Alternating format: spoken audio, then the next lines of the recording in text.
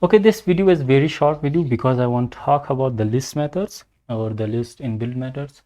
So there are many functions or methods that list has. List is a data structure. For example, in a string I said about the length. The same method I am going to do here. For example, if I have the basket will be 1 2 3 4 5. So I want to use a method here like length method. In the length method here it says that value, you have to put the value of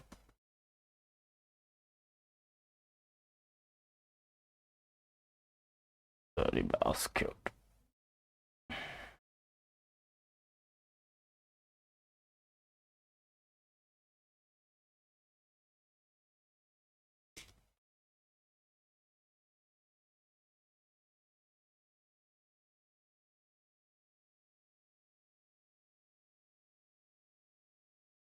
Okay, the value is 5.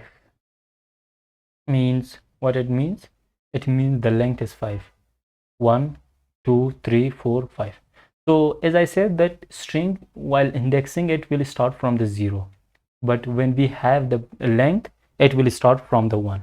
So the list is very lot, and you can google it and you can find like the list of the methods of string, as I said, and you can find all the methods of list as well on the Google, and you can use all of them. That is very short video, and you just Google that and you will find all of them.